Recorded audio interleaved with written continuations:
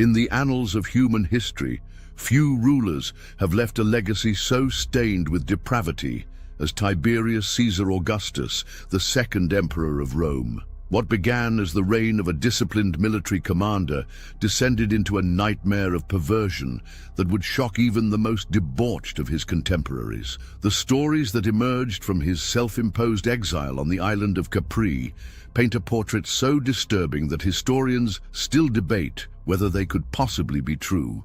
Yet the consistency of ancient accounts, particularly those of Suetonius and Tacitus, suggests that behind the marble facades of imperial power lurked a darkness that defies comprehension. Tonight, we delve into the abyss of one man's corruption, where absolute power didn't just corrupt absolutely, it created a monster whose appetites knew no bounds. When Tiberius assumed the purple in 14 AD, Rome breathed a sigh of relief. Here was a man of proven military prowess, a general who had secured the empire's northern borders and demonstrated administrative competence. The adopted son of Augustus seemed the perfect choice to continue the Julio-Claudian dynasty. But beneath the surface of this stern, somewhat reluctant emperor, darker currents were already flowing. His early years were marked by personal tragedies: the death of his beloved brother Drusus, a forced divorce from his first wife Vipsania, and a loveless political marriage to Julia, Augustus's notoriously promiscuous daughter. These wounds festered in Tiberius's soul, creating fissures that would eventually crack wide open. The transformation didn't happen overnight. For the first decade of his reign, Tiberius governed with reasonable competence, maintaining Augustus's policies and keeping the empire stable. He was frugal with public funds, avoided unnecessary wars, and initially showed respect for the Senate's authority. But those who knew him personally detected a growing bitterness, a cynicism that deepened with each passing year. The death of his son Drusus in 23 AD, possibly by poison, marked a turning point. Grief-stricken and increasingly paranoid, Tiberius began to withdraw from public life. The man who once led legions through Germania now seemed to shrink from the very people he ruled.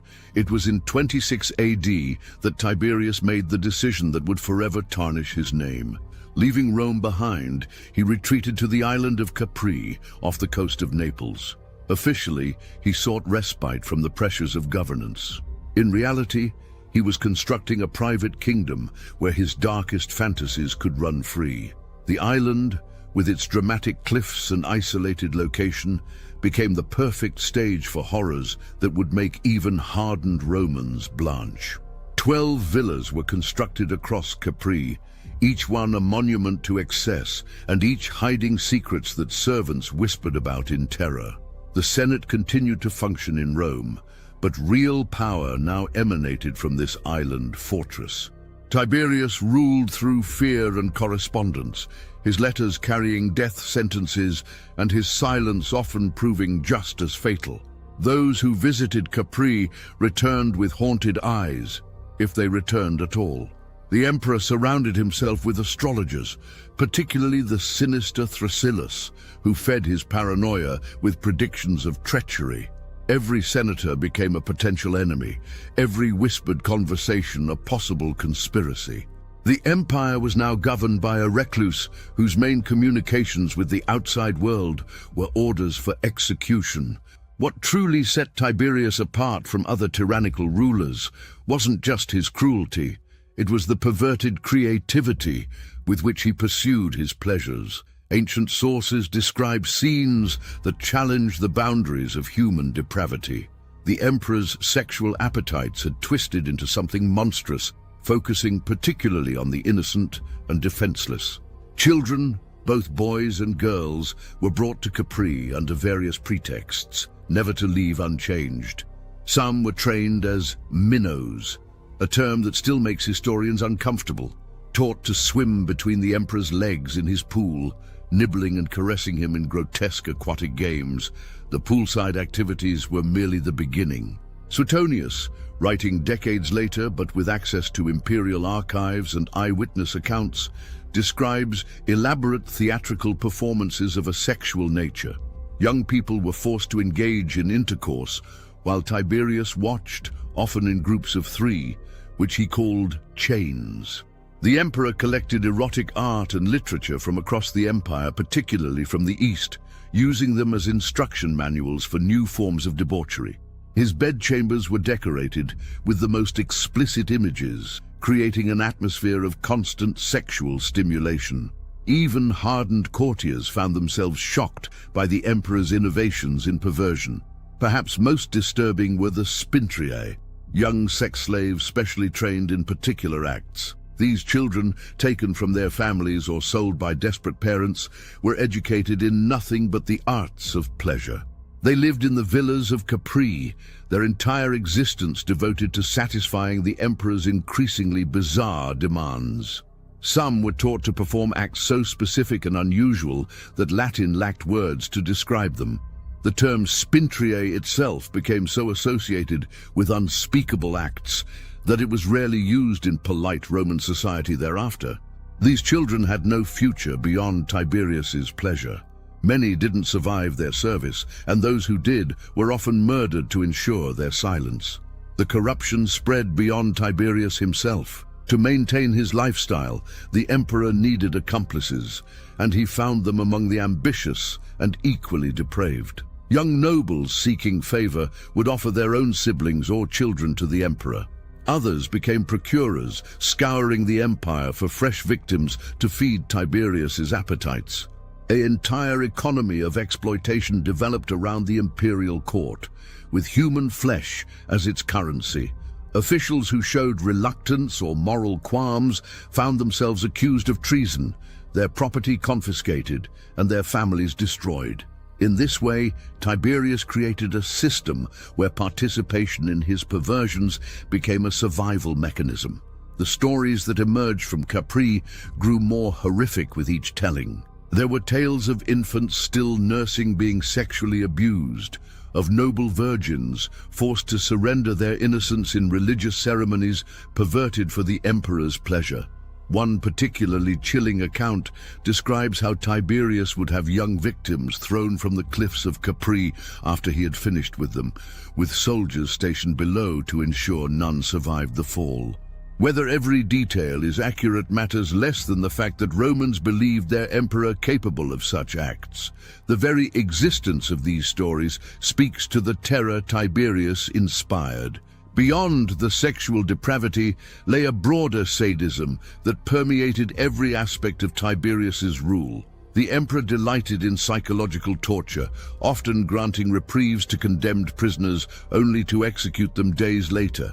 He would force parents to watch their children's executions, or worse, to participate in them. One senator was made to continue attending dinner parties and public functions immediately after his son's death, forced to smile and converse, while grief tore at his heart. Tiberius justified these cruelties as tests of loyalty, but in truth he simply enjoyed watching people suffer. The line between governance and sadism had completely disappeared. The treason trials became Tiberius's primary tool of terror. Any word, gesture, or even facial expression could be construed as criticism of the emperor. Professional informers, known as delatores, proliferated throughout the empire, growing rich on the property of those they condemned. The accusation itself became a death sentence, as Tiberius rarely acquitted anyone brought before him. Torture was employed liberally to extract confessions, with methods that grew increasingly creative and brutal. The emperor personally devised new torments, including one where victims were forced to drink enormous quantities of wine before having their genitals tied with lute strings, causing excruciating pain as their bladders filled. The Senate, once the proud governing body of the Republic, had been reduced to a collection of terrified sycophants. Senators competed in proposing honors for Tiberius, each trying to outdo the others in servility. They voted to execute their own colleagues on the flimsiest evidence, knowing that showing mercy might mark them as the next victims. The great deliberative body that had once stood up to Hannibal now cowered before a single man's madness. Some senators committed suicide rather than face trial, knowing that at least this way their families might retain some property and dignity. Even natural death offered no escape from Tiberius's vengeance. The emperor would prosecute the dead, confiscating their estates and destroying their memorials. Children were executed for mourning their parents too demonstratively. The law was twisted into a weapon of pure oppression, with ancient statutes resurrected and reinterpreted to serve the emperor's paranoia. The charge of majestas, injury to the majesty of the Roman people, became so broad that virtually any action could fall under its scope. Men were executed for carrying coins bearing Tiberius's image into latrines or brothels, for criticizing a poem the emperor had written in his youth, even for consulting soothsayers about the imperial health. The psychological impact on Roman society was profound. Trust evaporated as friends and family members became potential informers. Conversation died at dinner parties, replaced by nervous silence. Writers destroyed their works rather than risk accusations of subversion. The vibrant intellectual life that had flourished under Augustus withered in the toxic atmosphere of fear. Parents warned their children to guard their tongues even in sleep, lest they mumble something that could be reported. The very fabric of Roman social life, built on discussion and debate, unraveled under the weight of terror. Meanwhile, on Capri, Tiberius descended further into madness. His appearance, never particularly attractive, had become grotesque. Ancient sources describe his face as covered in pustules and sores, partly from disease and partly from the various ointments and treatments he used. He wore wigs to cover his baldness and thick makeup to hide his ravaged features. The once proud general now resembled a diseased satyr lurking in his island lair. His paranoia reached such heights that he would test his food on condemned prisoners before eating, and he slept surrounded by guards even in his most private chambers. The administration of the empire increasingly fell to Sejanus, the ambitious Praetorian prefect who had helped enable Tiberius's worst excesses. For years, Sejanus wielded near absolute power in Rome, while Tiberius remained on Capri. But even this arrangement was poisoned by the emperor's nature. In 31 AD, Tiberius suddenly turned on his chief minister, orchestrating Sejanus's downfall and execution with the same cruel creativity he applied to all his victims. The purge that followed claimed hundreds of lives, as anyone associated with Sejanus faced death. Children were executed alongside their parents, though Roman law traditionally protected minors. In one particularly horrific case, a young girl was raped by the executioner before her death because virgins couldn't legally be executed. The final years of Tiberius's reign saw the madness reach its crescendo. Now in his 70s, the emperor's physical desires may have waned, but his cruelty only intensified. He began to fear death obsessively, consulting astrologers daily and executing those who predicted his demise. Yet he also seemed to court death, taking unnecessary risks and ignoring his health. The man who had hidden on Capri for over a decade suddenly made brief, terrifying forays onto the mainland, leaving devastation in his wake. These journeys resembled the progress of a plague more than imperial visits, as communities scrambled to hide their young and beautiful from the emperor's predatory gaze. Ancient writers competed in describing the depths of Tiberius's depravity, and while some details may be exaggerated, the overall picture remains consistent.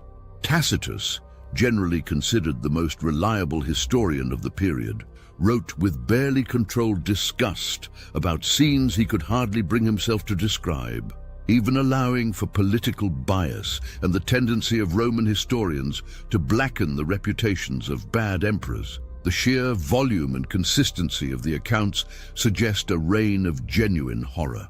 The fact that many of these stories were recorded by historians writing under subsequent emperors who had no reason to defend Tiberius adds to their credibility. The question that haunts historians is how a man who began as a competent general and administrator could transform into such a monster. Some point to the corrupting influence of absolute power, arguing that Tiberius simply represents an extreme example of Lord Acton's famous dictum. Others see in his descent evidence of mental illness, possibly exacerbated by alcohol and the stress of rule. The personal tragedies of his early life, the forced divorce, the unhappy marriage, the death of his son, certainly played a role in twisting his psyche. But perhaps the most terrifying possibility is that the monster was always there, waiting for the opportunity to emerge.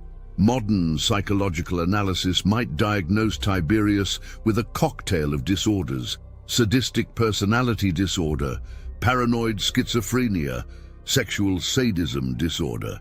But such clinical terms fail to capture the full horror of what he became. This was a man who had the power to indulge every dark impulse without consequence, and he used that power to its fullest extent. In Tiberius, we see what happens when the restraints of civilization are removed from someone already inclined toward cruelty. The result is a cautionary tale that resonates through history. The Roman people themselves seem to sense the evil that emanated from Capri. Stories and rumors spread throughout the empire, growing more horrific with each telling. Parents used Tiberius as a boogeyman to frighten children into obedience. Graffiti appeared on walls cursing his name, though the authors risked death if discovered. Even among the elite who benefited from the imperial system, there was a growing sense that something fundamental had broken in Rome. The empire continued to function, taxes were collected, borders defended, trade conducted, but a moral rot had set in at its very heart. Religious implications added another layer to the horror. Romans took their gods seriously, and many believed that Tiberius's perversions had angered the divine powers. Natural disasters during his reign, earthquakes, floods, fires, were interpreted as signs of divine wrath. The emperor's corruption of religious ceremonies for his sexual gratification was seen as particularly blasphemous. Some of the mystery cults that had flourished under Augustus went underground rather than risk being perverted for imperial pleasure. The very spiritual life of Rome was being poisoned by its ruler. The economic impact of Tiberius's reign of terror often goes unmentioned, but was substantial. The constant confiscations enriched the imperial treasury, but destroyed the entrepreneurial spirit that had helped build Roman prosperity. Wealthy families hid their assets or spent them quickly rather than risk attracting attention. Investment dried up as no one wanted to appear too successful. The delatores created a parasitic economy based on destruction rather than production. Even on Capri, the cost of maintaining the emperor's pleasures, the villas, the guards, the constant stream of victims, drained resources that could have been used productively elsewhere. International relations also suffered under the paranoid emperor. Foreign ambassadors were kept waiting for years, unsure whether approaching Capri would result in success or death. Allied kings found their children held as guests in Rome, effectively hostages to ensure compliance. The Parthians, Rome's great eastern rivals, watched with amazement as the empire turned inward, consuming itself with purges and perversions. Some territories on the frontier began to drift away from Roman control, their governors too focused on survival to maintain proper administration. The iron discipline that had built the empire was corroding from within. Art and literature from Tiberius's reign reflect the darkness of the times. The great poets fell silent or turned to safe, mythological themes. Historians confined themselves to ancient history rather than risk commenting on current events. The visual arts became either crudely pornographic, catering to imperial tastes, or blandly conventional, avoiding any possibility of offense. The creative flowering that had marked Augustus's reign withered in the poisonous atmosphere. Even architecture reflected the change. Where Augustus had built temples and public works, Tiberius constructed only his pleasure palaces on Capri and torture chambers in Rome. The role of women in Tiberius's reign presents a particularly tragic chapter.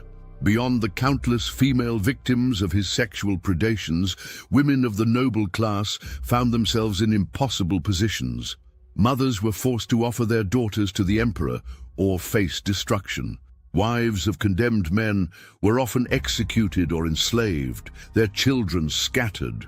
The few powerful women who survived, like Antonia Minor, did so through extreme caution and probably considerable compromise. The traditional Roman respect for matrons and the sanctity of marriage became meaningless in the face of imperial lust. Medicine and science, which had advanced considerably in the early empire, stagnated under Tiberius. Physicians were more concerned with concocting aphrodisiacs and treatments for the emperor's various ailments than advancing medical knowledge. The emperor's obsession with astrology gave that pseudoscience precedence over genuine astronomical observation. Natural philosophers avoided any research that might be construed as investigating nature's secrets too closely. Such curiosity could be fatal. The rational inquiry that Greeks had brought to Rome retreated before superstition and fear. The military, long Rome's proudest institution, was not immune to the corruption. Officers were promoted based on their willingness to procure victims for the emperor or inform on their colleagues. The Praetorian Guard, originally created to protect the emperor, became an instrument of terror against Rome's own citizens. Soldiers who had once dreamed of glory on the frontier found themselves assigned to throw children from cliffs or torture senators. The legions on the borders remained effective through inertia and tradition, but the warrior spirit that had conquered the Mediterranean was fading. Even the concept of Roman justice, once a source of pride throughout the empire, became a mockery. Laws were interpreted solely to serve the emperor's will. Precedent meant nothing if it conflicted with Tiberius's desires. Advocates who defended accused persons too vigorously found themselves under accusation. Judges competed to find defendants guilty, knowing that acquittal might be seen as defiance of the emperor's will. The great legal principles that would later influence all of Western law were perverted into tools of oppression. As Tiberius aged, his fear of assassination grew to manic proportions. He had food tasters for his food tasters, guards watching guards.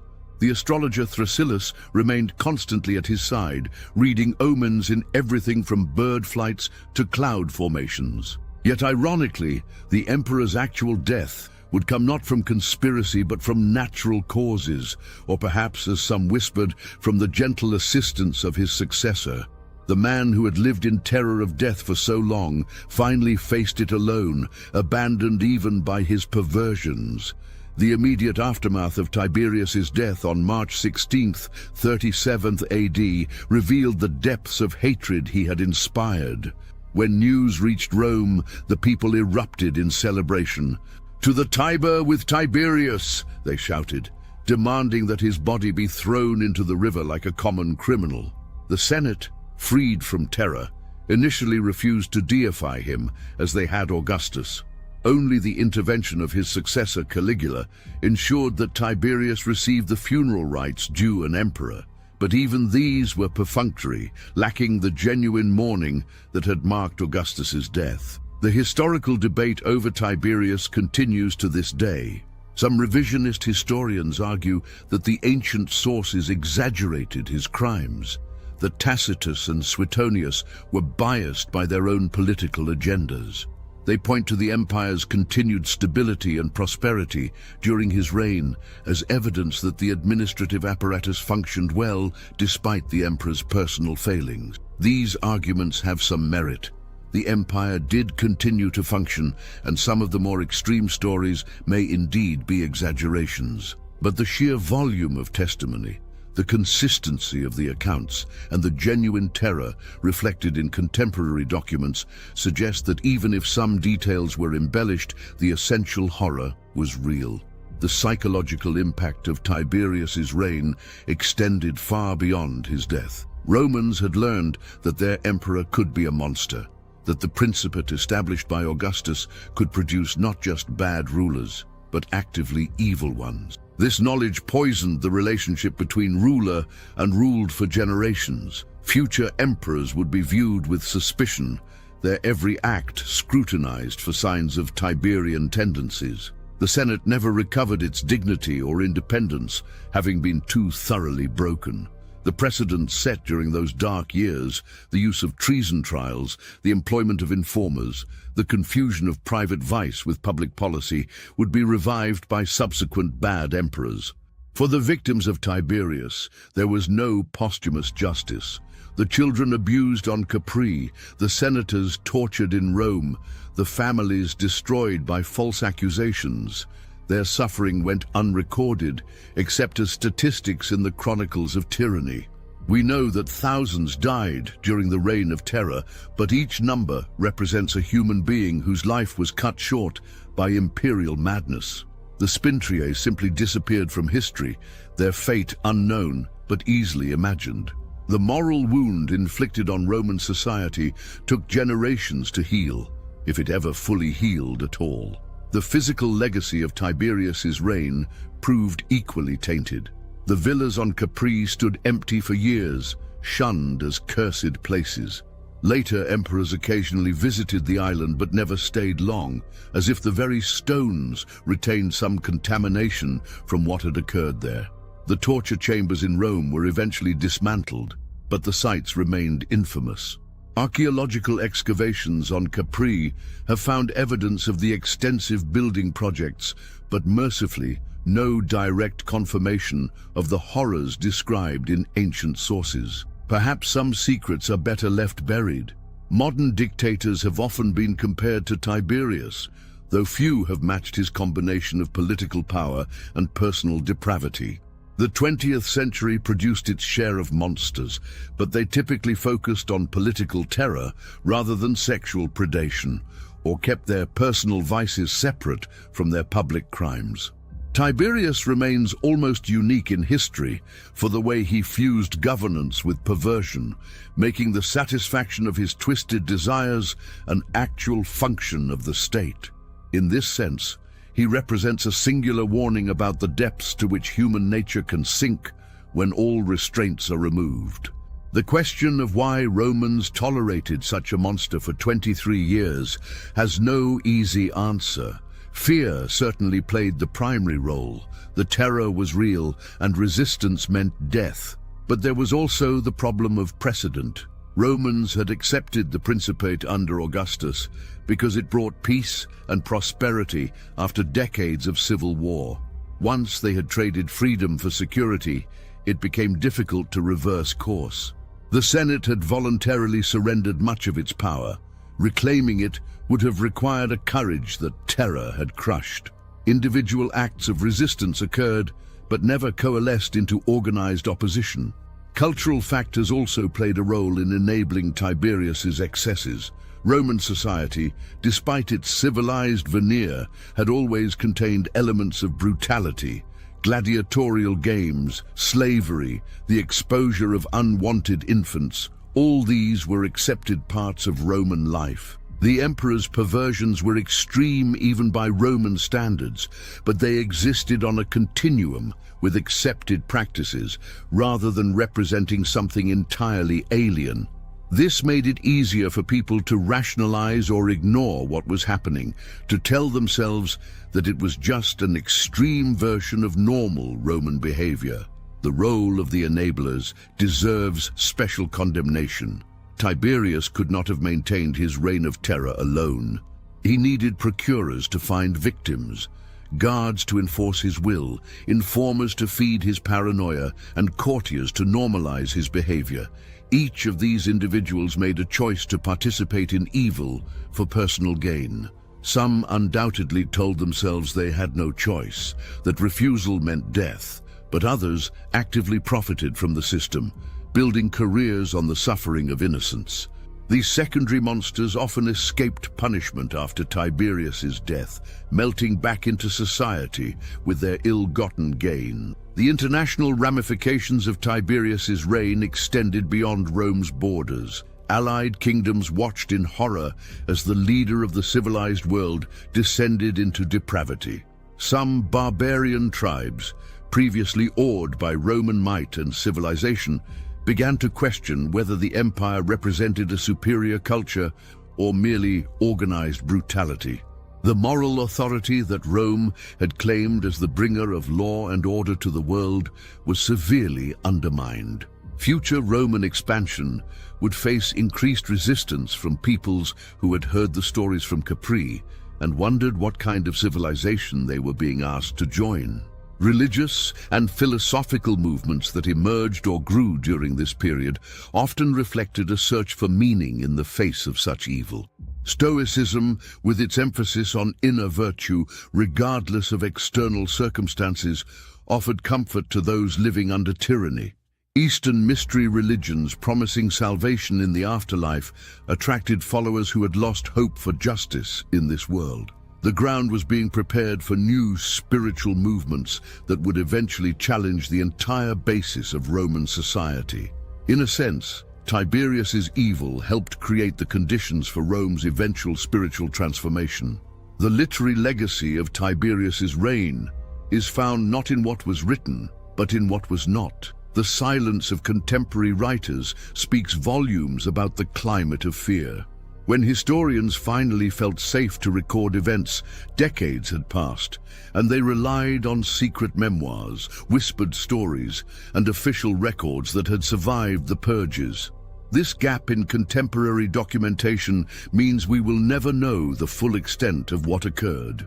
How many victims disappeared without record? How many stories were too horrible even for ancient historians to repeat? The silence itself becomes a form of testimony. For modern readers, the story of Tiberius serves as more than just a historical horror story. It demonstrates how quickly civilized society can descend into barbarism when checks on power are removed. It shows how fear can paralyze decent people into inaction.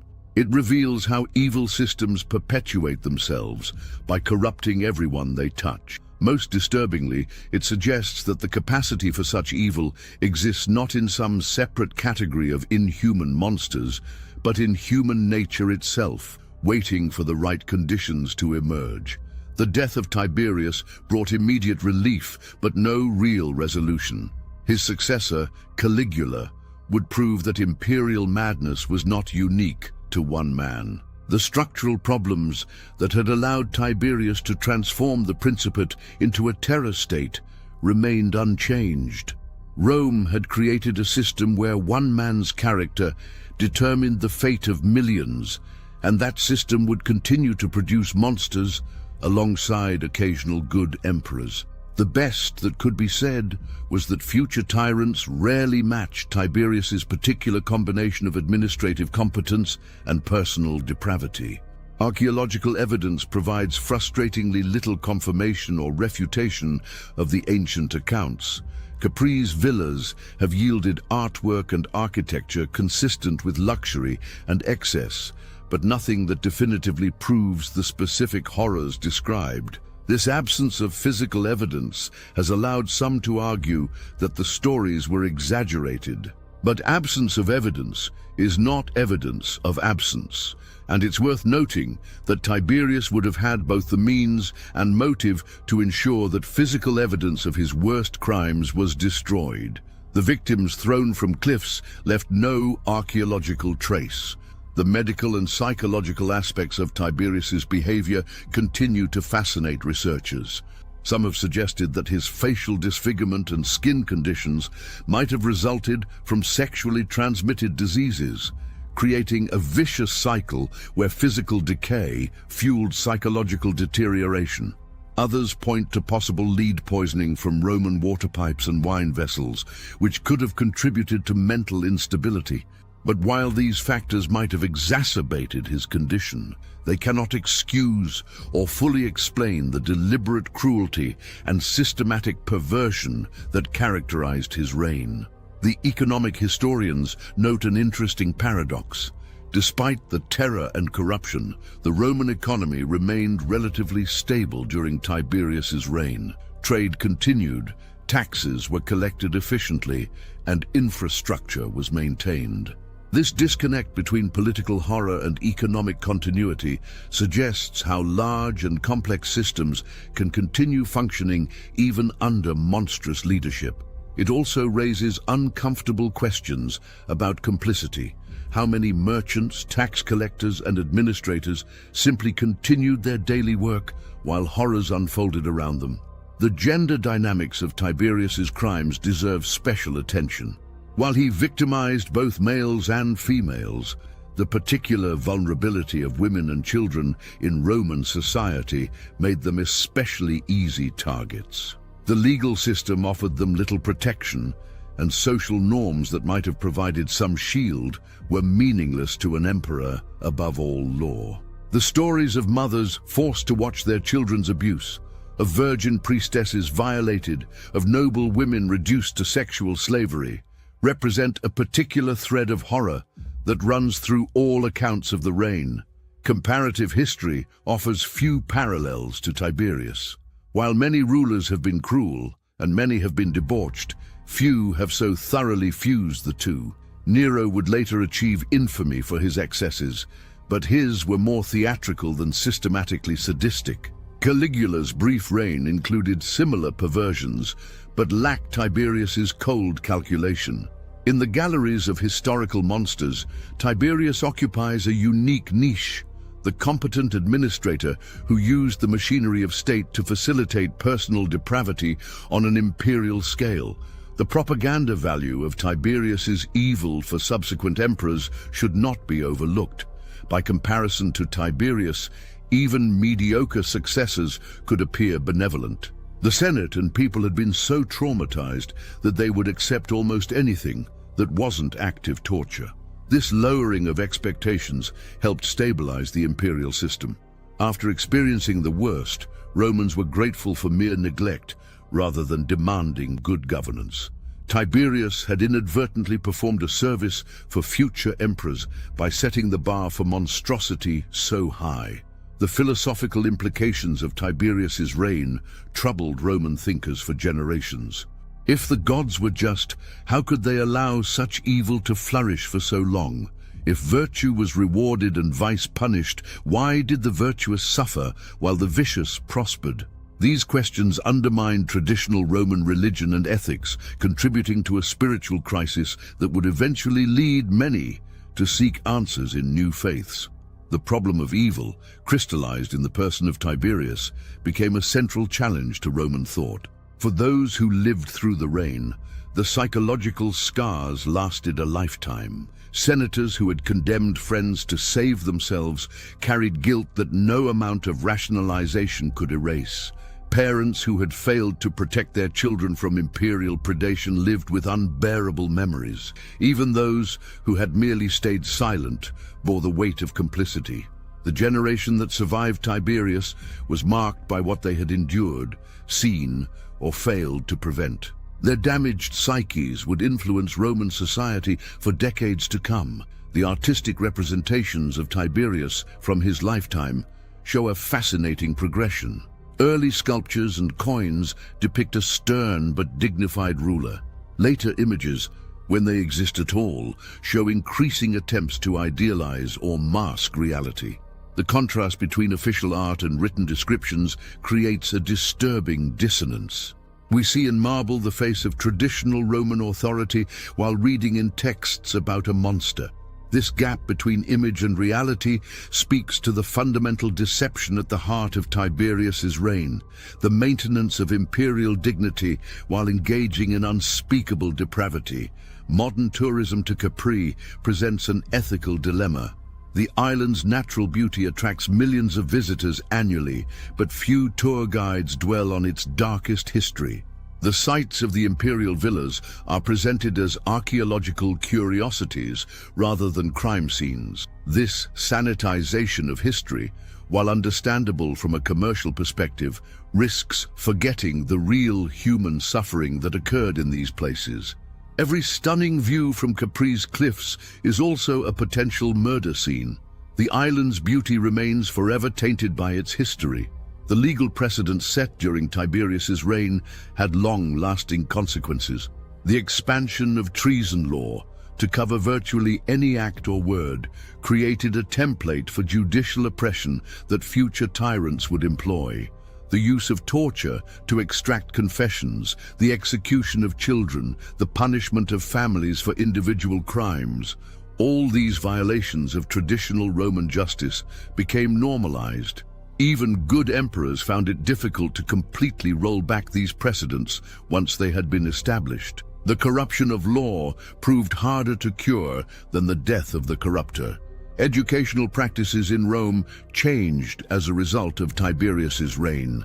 Where once young nobles had been trained in rhetoric and prepared for public service, parents now emphasized survival skills: how to avoid notice, how to flatter without seeming servile, how to read the signs of imperial displeasure. The traditional Roman education in virtue and civic duty became almost suicidal in a world where virtue marked one as a threat and civic duty might require participating in judicial murder.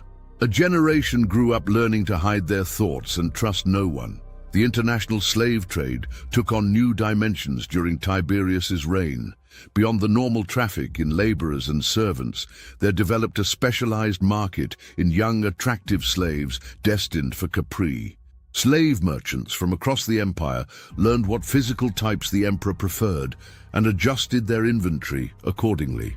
Pirates and kidnappers found a ready market for their victims. This commercialization of sexual slavery for imperial consumption represents one of the darkest aspects of Roman economics. The trade routes that brought silk and spices to Rome also brought children to their doom. Environmental historians note the ironic contrast between Capri's natural beauty and its human horror. The island that became synonymous with depravity was also a place of stunning cliffs, azure waters, and fragrant gardens. Tiberius's villas were architectural marvels, their remains still impressing visitors today.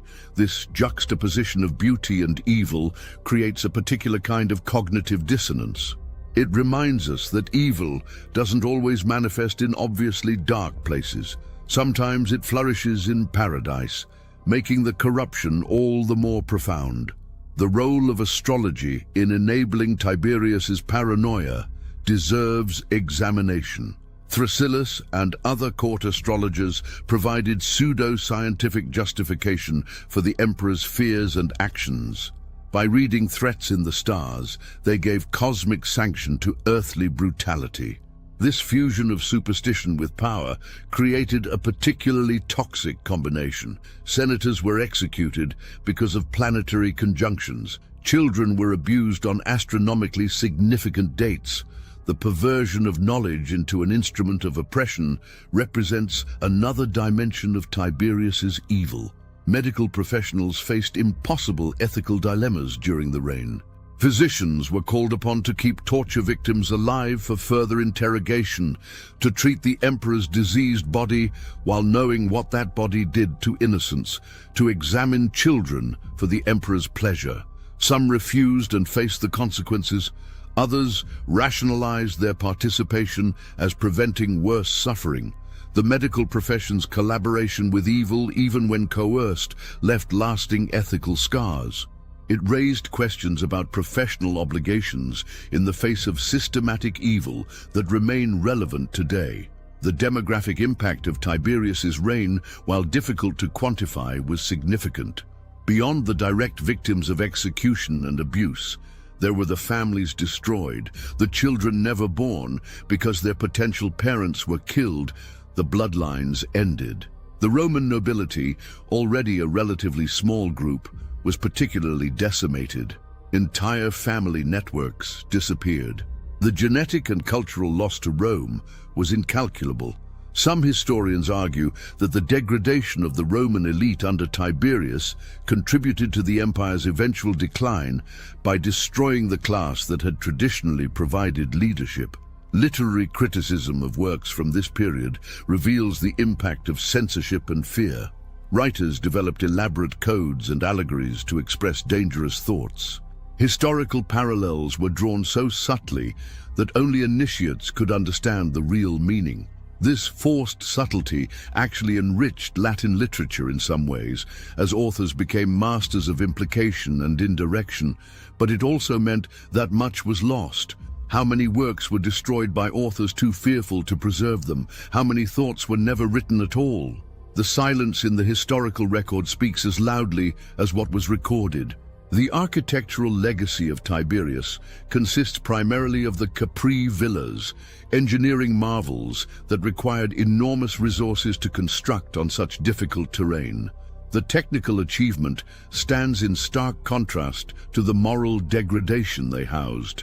Roman engineering, capable of creating such wonders, was perverted to serve evil ends. The same civilization that built aqueducts to bring life-giving water to millions also built pleasure palaces for the systematic abuse of children. This duality, technical brilliance coupled with moral blindness, characterizes much of Roman civilization, but reaches its apex in Tiberius's constructions. For modern ethicists, Tiberius presents a pure case study in evil. Unlike rulers who committed atrocities for ideological reasons or in pursuit of military objectives, Tiberius's evil was primarily personal. He didn't kill for the glory of Rome or to spread a religious faith. He tortured and abused for pleasure. This makes moral evaluation simpler in one sense. There are no competing goods to weigh, but more disturbing in another. It forces us to confront evil that exists for its own sake, that takes pleasure in suffering without even the pretense of higher purpose. The survival strategies developed by Romans during this period became cultural knowledge passed down through generations. How to speak without saying anything substantive, how to show enthusiasm without commitment, how to survive in a climate of fear, these became essential Roman skills. The damage to social trust was profound and lasting. Even after Tiberius's death, Romans remained suspicious, careful, trained by terror to expect the worst. The open, argumentative culture of the Republic had been replaced by a society of survivors. Religious responses to Tiberius's evil varied considerably. Some Romans lost faith entirely, unable to reconcile divine justice with imperial impunity. Others turned to mystery cults that promised cosmic justice in the afterlife, if not in this world. Still others developed a more complex theology that incorporated evil as a necessary part of divine plan. The growth of Christianity in subsequent generations was partly fueled by its promise of ultimate justice and its moral clarity in condemning the kinds of evils Tiberius embodied. The spiritual vacuum created by the reign of terror sought filling. The economic costs of maintaining the terror apparatus were substantial but hidden. Beyond the visible expenses of the Capri villas and the Praetorian Guard, there were the informers to pay, the victims to procure, the silence to buy. The corruption spread through every level of administration as officials learned to profit from others' misery. The productive capacity diverted to serve imperial perversion and paranoia represents a massive misallocation of resources. Rome was wealthy enough to afford this waste, but the opportunity cost, what those resources could have built if used constructively, remains incalculable. For military historians, Tiberius presents a paradox. The same man who had been a brilliant general became a paranoid recluse who weakened the very institution he had once led. His reign saw little military expansion and some quiet losses on the frontiers as attention turned inward. The contrast between Tiberius the general and Tiberius the emperor suggests how power can transform personality, or perhaps how different roles can reveal different aspects of character. The discipline and strategic thinking that served him well in the field curdled into cruel calculation when applied to civilian rule. The role of alcohol and other substances in Tiberius's behavior remains debated. Ancient sources mention his heavy drinking, particularly in later years. Some historians suggest that chronic alcoholism might explain both his physical deterioration and his loss of moral inhibition. Others argue that the drinking was a symptom rather than a cause, a way of dulling whatever conscience remained. The relationship between substance abuse and evil behavior is complex, but in Tiberius's case, it seems clear that wine removed what few restraints his position had left intact. Sexual violence as state policy reached its nadir under Tiberius.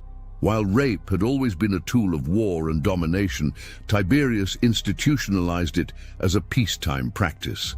The systematic nature of the abuse, the bureaucracy created to facilitate it, the normalization of child abuse at the highest levels of government, all this represented something new in the ancient world. Previous conquerors had used sexual violence as a weapon. Tiberius made it a lifestyle. The damage to victims was incalculable and often fatal. The geographical distribution of Tiberius's victims shows the reach of imperial power. While the majority of documented cases occurred in Rome and Capri, the networks that supplied victims extended throughout the empire. Provincial governors learned to identify potential victims in their territories. Merchant ships carried human cargo alongside conventional goods. The corruption spread like a disease from the center to the peripheries, demonstrating how evil at the top of a hierarchical system inevitably pollutes the entire structure. Comparative analysis with other historical periods of state terror reveals both similarities and unique aspects of Tiberius's reign. The use of informers, show trials, and arbitrary execution appears in many tyrannical regimes. But the fusion of political oppression with personal sexual predation on such a scale remains relatively rare. Most dictators maintain some separation between their public and private crimes. Tiberius's innovation was to make his private perversions a matter of state policy, to use the full apparatus of imperial power to satisfy personal desires. The psychological profiles of those who thrived under Tiberius make for disturbing reading. The successful courtiers, the risen informers, the procurers who gained wealth and status, what kind of people were these? Historical sources provide some names and details, revealing individuals who combined intelligence with absolute moral emptiness. They understood the system and worked it brilliantly, building careers on others' suffering. These secondary monsters often outlived their master, carrying their toxic skills into subsequent reigns. For legal scholars, Tiberius's reign marks a crucial point in the development of Western law. The perversion of legal procedure for tyrannical ends demonstrated the need for structural protections against arbitrary power. Later Roman jurists would develop principles aimed at preventing such abuses, though with limited success under the imperial system. The concept that law should bind even rulers, that procedure matters as much as outcome, that justice requires more than the sovereign's will. All these ideas were sharpened by the negative example of Tiberius. The final assessment of Tiberius must acknowledge the banality of evil alongside its horror. Between the atrocities, the empire continued its daily business. Merchants traded, farmers planted, soldiers drilled. This normalcy existing alongside nightmare creates its own form of horror. It shows how human societies can accommodate almost anything, how ordinary life continues even in the shadow of monstrosity.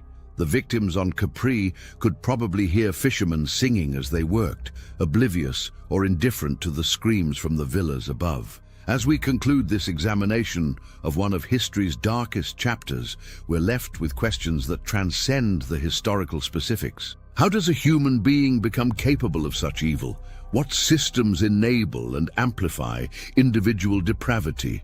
Why do good people fail to resist? These questions matter not merely as historical curiosities, but as warnings. Tiberius is dead, but the conditions that created him, the concentration of power, the breakdown of accountability, the normalization of cruelty, can emerge in any era.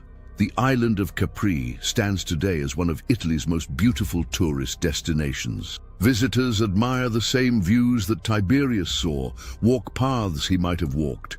Few think about what happened here. Perhaps that's natural. Life moves on, history fades, beauty endures, but forgetting carries dangers. Each spectacular sunset over the Mediterranean also sets over sites of unimaginable suffering. In the contrast between natural beauty and human evil, we find a fundamental truth about our species' capacity for both transcendence and depravity. Tiberius died on March 16th, 37 AD, at the age of 77. Some say he was smothered by Macro, the new Praetorian prefect. Others claim he died naturally and alone. What matters is that he died unrepentant, still plotting executions from his deathbed. His last words, according to some sources, were about his suspicions of those around him. He died as he had lived, paranoid, cruel, and entirely consumed by the evil he had chosen to embody. The man who had inherited the greatest empire in the world left it morally poisoned, politically traumatized, and spiritually wounded. The crowds in Rome who chanted "To the Tiber with Tiberius" expressed more than just hatred for a dead tyrant. They were attempting to purge their collective trauma, to wash away in the river's waters the contamination of 23 years of terror. But some stains are too deep for any river to cleanse. The Roman Empire would continue for centuries, achieving great heights and suffering terrible lows, but it would never fully recover from the wound Tiberius inflicted on its soul. In him, Rome had seen what it could become at its worst, and that knowledge could never be unlearned. History judges Tiberius not just as a bad emperor, but as a fundamentally evil human being. While historians debate details and motivations, the essential verdict remains unchanged since ancient times. He stands as proof that power without conscience produces monsters, that human nature contains depths of depravity that shock even cynical observers. His name became synonymous with perversion in the ancient world, a shorthand for the worst excesses of tyranny. 2,000 years later, that association remains a testament to the enduring power of evil to mark history. Yet perhaps the most important lesson from Tiberius is not about him, but about us. He was enabled by thousands who chose compliance over resistance, profit over principle, survival over virtue. Each guard who threw a child from the cliffs, each senator who condemned a colleague, each procurer who supplied victims, all were human beings who made choices. The evil of one man, however powerful, could not have flourished without the cooperation of many. In this complicity lies both the horror and the warning. Evil on such a scale is never the work of a single monster, but of a monstrous system that ordinary people allow to function. As we close this dark chapter of human history, we're reminded that civilization is fragile, that the veneer of law and morality can crack under pressure. Tiberius represents what emerges when that veneer shatters completely, the beast that lurks beneath the toga, the monster that power can make of man. His reign stands as history's darkest warning about the price of unchecked authority and the depths of evil that dwell within the human heart. May we never forget, lest we risk repeating the horrors of the past. The echoes of Tiberius's reign resounded through centuries of Roman history and beyond. Each subsequent tyrant was measured against his standard of depravity. Each abuse of power evoked memories of Capri. The Roman people had learned that their emperors could be monsters, and this knowledge fundamentally changed the relationship between ruler and ruled. Trust, once broken so thoroughly, could never be fully restored. The principate that Augustus had created as a solution to civil war had been revealed as capable of producing evils worse than any war. In the end, Tiberius's greatest crime might have been the poisoning of hope itself. He showed Rome that progress was not inevitable, that civilization could move backward, that all the achievements of law and culture could not prevent a determined evil from flourishing. The senators who had once debated the fate of nations were reduced to cringing courtiers.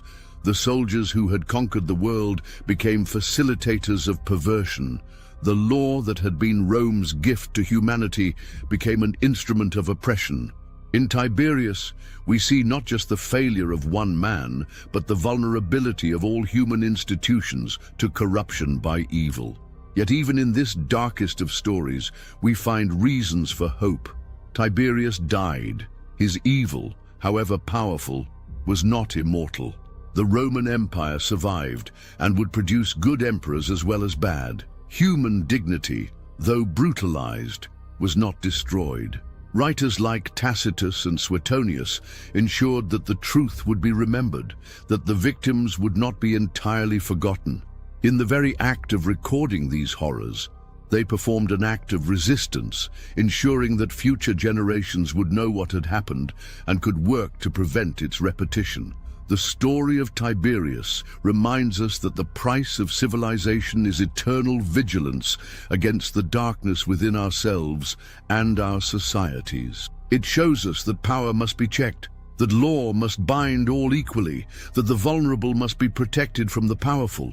These lessons, written in the blood of Tiberius's victims, remain relevant in every age. For as long as humans hold power over other humans, the potential for such evil exists. Our only defense is to remember, to learn, and to build systems strong enough to prevent monsters from turning their personal darkness into public policy. As the sun sets over the Mediterranean, casting the same golden light that once illuminated Tiberius's crimes, we're left with the weight of history and the responsibility of memory. The tourists who flock to Capri for its beauty should also remember its horror. The students who study Roman history should understand that civilization's achievements rest on fragile foundations. The citizens of every nation should recognize that their freedoms depend on constant vigilance against those who would abuse power. Tiberius is dead, but the conditions that created him live on, waiting for new monsters to emerge unless we guard against them.